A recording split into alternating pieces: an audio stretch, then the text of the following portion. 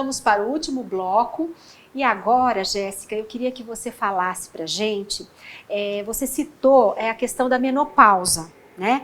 E às vezes a ideia de muitas pessoas é que assim, a mulher entrou na menopausa, pronto, ela não tem mais vontade, acabou a vida sexual dela. E não é assim, né? Explica pra gente aqui como que você trabalha essa questão no seu consultório.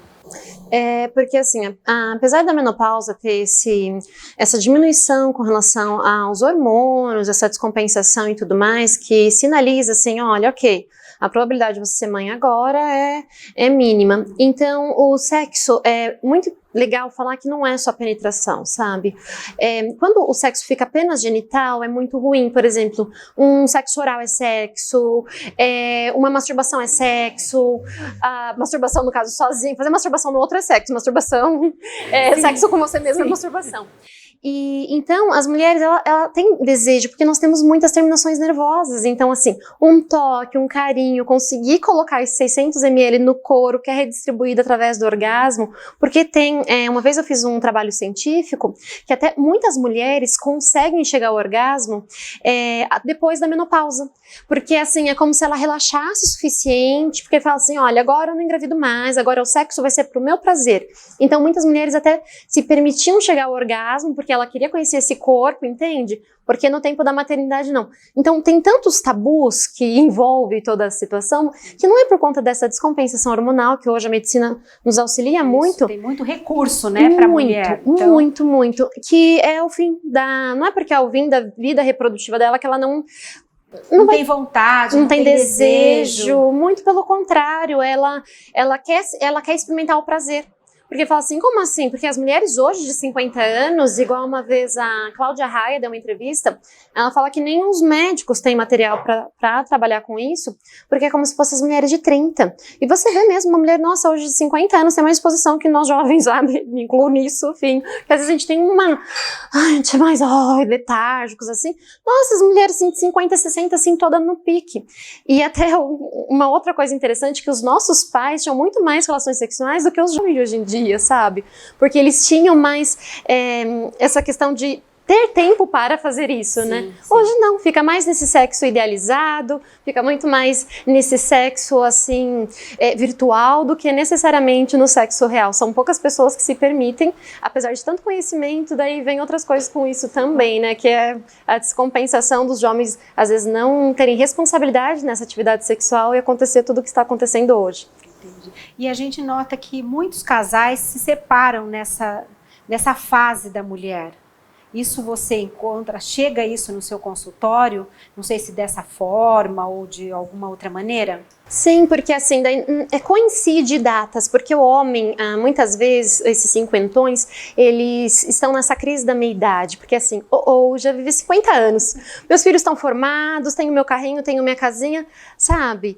Meu dinheirinho tá guardado, sabe? É dinheiro, prazer e poder, agora eu quero ser o garanhão da mulherada, e às vezes ele tem essa crise da meia-idade, às vezes ele chega no consultório tendo sede, assim, de falar, não, agora eu tô próximo da metade do fim, então eu quero uma mocinha nova pra falar que eu sou viril ainda. Pode ver, tem vários homens assim que é como se fosse um troféu. Uma moça de 20 aninhos lá é como, sim, se fosse um troféu, porque é como se fosse um símbolo sexual. Olha só, eu com 50 anos saindo, significa que eu estou dando conta ainda.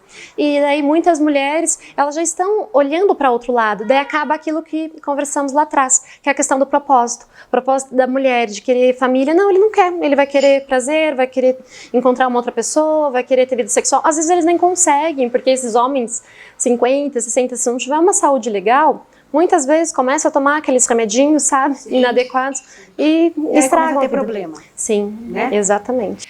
Outra coisa que eu acho assim interessante da gente comentar é que a satisfação sexual, ela traz muitos benefícios, né? Na vida, na verdade. E assim, com relação até as doenças cardiovasculares, com relação a estresse, ansiedade e até de uma maneira de ver a vida de uma maneira melhor, né? A satisfação sexual traz essas coisas, esses benefícios. Você encontra isso no seu consultório, você sente isso. Qual a sua opinião? Ai, envolve muitas coisas. É igual aquela velha frase, sabe? Que a pessoa tá com um sorriso de orelha a orelha, assim, que você consegue ver lá de costas, você fala, eu acho que essa noite teve. Porque primeiro é a sensação de se sentir amado, acolhido, nós somos seres que nós precisamos de contato. Pode ver quantas pessoas até adoecem por conta desse afastamento social. E a pele é o nosso órgão de maior contato humano, e quando você tem uma relação, é uma coisa extremamente íntima. Então, só de você sentir, é um processo de troca. Tem até uma pesquisa que mostra que, por exemplo, o relacionamento, um casal heterossexual, se a menina, se o homem, no caso, tem relação e não coloca preservativo, essa mulher às vezes sofre até mais para se desvincular, se acontece o término desse relacionamento, para se desvincular desse parceiro, porque o esperma contém ocitocina. Então tem um boom de química que acontece através do ato sexual. Então tem recaptação de serotonina, você se sente bem, você se sente amada, você se sente, enfim, cuidada. Porque o cuidado é amor, né? Então, vem um monte de coisa. Mesmo que seja um sexo casual, só de você estar com aquela pessoa, conversar, você dividir aquele momento, sentir sendo cuidado, acolhido. Naquele momento isso já ajuda, né? E eu acho que assim, até essa questão de ansiedade que a gente vive hoje em dia, de depressão, eu acho que isso melhora muito com a satisfação sexual, né? Com toda certeza, porque as pessoas deprimem, que também é uma doença neurológica, né? Falta química sexual. E essa química sexual você consegue produzir através, na verdade, essa química que falta no cérebro, a gente pode produzir através da atividade sexual. Porque ter relação sexual, uma vida sexual ativa, baixa o nível de seu cortisol. E cortisol, Beck, cortisol é responsável pela gente engordar, o alto nível de cortisol no organismo. Ele engorda, ele dá rugas, ele dá cabelo branco. Então, quando você tem a relação sexual, diminui o nível do seu cortisol, você diminui o seu nível de estresse. Imagina, você está com 100% de estresse, tem relação, diminui para 50%, tem mais relação, diminui para 10%. E aí a qualidade de vida melhora. Do casal, né? Sua, então assim, é tudo. É tanto essa questão corporal, mental, química, psíquica, então é tudo. E a química é muito importante, né? Na relação. Depende da química, da física, do chaveco, do romance. De tudo. De tudo. Eu falo que assim, é um bol de coisas que precisa ter para uma relação ser gostosa. Né? Seja com namorado, seja com marido, precisa ter são vários elementos, né? Para aquilo se tornar uma coisa agradável, gostosa, prazerosa. Né? Sim, e é até interessante você verbalizar isso, porque assim, enquanto sexóloga, né, tem muitas pessoas que perguntam, mas Jéssica, qual que é o melhor sexo, assim? E o melhor sexo, até que existe, é aquele que tem sentimento. Porque quando você está gostando da pessoa, eleva o seu nível de dopamina. A dopamina, ela age no cérebro no mesmo lugar que a cocaína. Então a pessoa fica drogada. Então assim, o sexo da pessoa pode ser ruim, sabe? A pessoa, às vezes ela não é um especialista sexual, mas se ela consegue ter, por isso que o sexo apaixonado é um dos melhores. Às vezes, sei lá, você tenta ter um remember com um ex-parceiro. Você fala, nossa, é isso aqui? Porque tinha dopamina. A dopamina é um plus, assim. Ela coloca uma lente de contato, que, sei lá, a pessoa era péssima, mas ela vira, assim, um expert sexual. Então, o sexo, quando você está apaixonado, que tem aquela ação, é o melhor. Pode ser um papai e mamãe, pode ser uma rapidinha no banheiro. Quando tem isso, é o Master Blaster. Legal. Me fala uma coisa, como é que é a questão dos adolescentes hoje em dia? Como é que você trata? Porque a gente sabe que os adolescentes, eles precisam de informação, né? Eles precisam de uma atenção, até com relação a essas questões sexuais, porque a gente vê que atualmente aumentou muito o número de gestantes adolescentes. Como é que você trata essa questão dos adolescentes no seu consultório? Como que você vê essa questão? Sim, nós trabalhamos muito, nós sexólogos, com a psicoeducação, porque as pessoas ainda têm muito tabu, elas acham que conversando com o adolescente sobre sexo, você está estimulando essa pessoa a fazer sexo. Isso é um grande erro, até em escolas e tudo mais. Muito pelo contrário, quando desde a infância, lembra do quarto, lá do começo, que tem o quarto infantil, em cada idade você pode começar a incluir isso na vida da criança, porque se desde pequeno você fala assim, olha filhinho, na hora do banho, ninguém pode tocar aqui na hora que você estiver na escolinha, você já faz um processo de psicoeducação sexual para até prevenir abusos. Então, quando esses adolescentes chegam, apesar de terem muita informação na internet, eles não estão se prevenindo, porque é como assim, existe pílula do dia seguinte, existe isso, porque até o número de sífilis aumentou 400%, sabe, no meio dos jovens. Porque assim, eles não viram o que aconteceu com Cazuza, eles não viram essas ISTs, né, eles não viram o que aconteceu, porque, não, mas se aconteceu, toma um coquetel. Então, essa banalização que não vai acontecer comigo, fez com que aumentasse de forma significativa tanto a gravidez quanto essas infecções sexualmente transmissíveis. Entendi.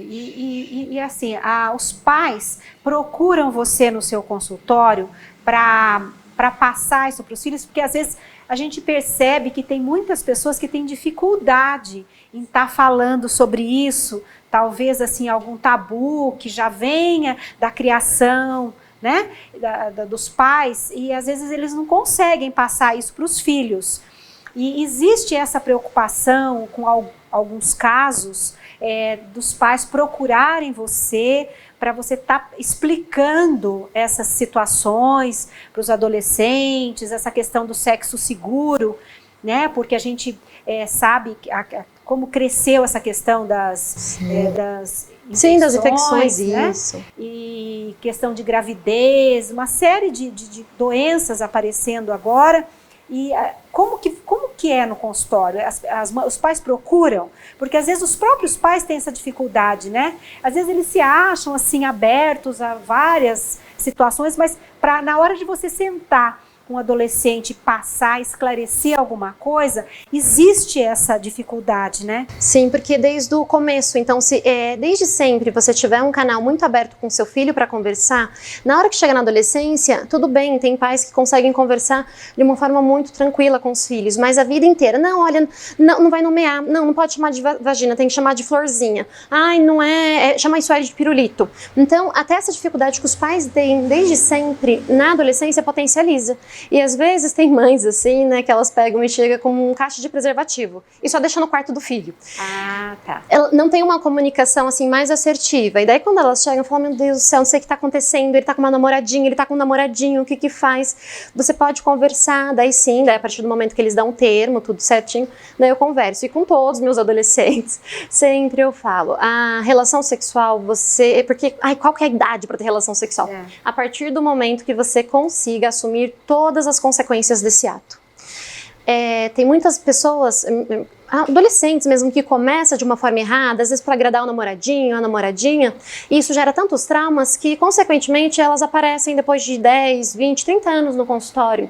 E quando a pessoa está mais preparada, ela conhece mais esse corpo, as mulheres conseguem sentir mais prazer. Então, como os adolescentes hoje em dia, às vezes, esse processo de autoafirmação, você é virgem ainda com 15 anos e tudo mais. Fica uma coisa banal. Eles costumam tratar isso como uma situação banal e de autoafirmação. Eu acho que seria mais ou menos isso. E muitas vezes não tem nem conhecimento então na hora que vê, falam assim, mas como assim ela poderia engravidar, sabe? Mesmo sabendo. Então eles são tão inteligentes numa área e outras coisas parece que eles ficam em stand-by, assim, como assim, se ela estiver no período fértil, mas ela nunca menstruou, ok, ela pode não ter menstruação, mas ela já pode estar exatamente no ciclo. E com relação também às infecções. Mas passos lentos, sabe? Então é interessante porque eu já trabalho essa psicoeducação com os pais, para ter esse canal aberto, e sempre falando com os adolescentes, das consequências desses atos, para também não frisar só as coisas ruins, porque o sexo é uma coisa legal. Tem que mostrar o lado bom também, né? Sim, mas é no momento que você está preparado, porque se você fizer pelo outro e não fizer por você, o preço que você paga é muito caro, psicologicamente falando. Que você não estava pronta para aquele ato. Então, é esse cuidado sempre que nós temos que ter, até para conversar com as crianças, mas quando nós vemos algumas coisas que crianças assistem e tudo mais, isso é um abuso, sabe? Porque a criança não tem a maturidade para ver tudo isso. E quando ela a gente não consegue diferenciar. E o adolescente, muitas vezes, também não. Fica mais uma questão de autoafirmação, né? Para falar, eu não sou mais virgem, isso, aquilo. Faz, mas de uma forma talvez errada, né? gerando frustrações futuras. Sim, hoje em dia os números de jovens, e jovens mesmo, assim, antes de 20 anos, 18 a 20, tem até de 17 que vai indicado pelo pai no consultório e tudo mais, o número de homens com ejaculação precoce é absurdo, porque eles ficam tanto naquela ânsia e tudo mais, vamos encadeando, na hora que chega na relação, assim, às vezes nem tá com pênis ereto, já ejaculou. Então tudo isso vem causando, toda essa ansiedade, então por isso sempre um multi, sabe? É multifatorial, tem muitas coisinhas que envolvem tudo isso. Jéssica, adorei a nossa conversa, nosso bate-papo. Espero que a gente volte outras vezes para estar conversando sobre outros assuntos relacionados à sexualidade. Sim. Né? E eu gostaria de agradecer mais uma vez ao Café Cravo e Canela por ceder esse espaço maravilhoso. E vou deixar o número na tela do nosso WhatsApp para vocês estarem sugerindo novos temas. Obrigada e até a próxima.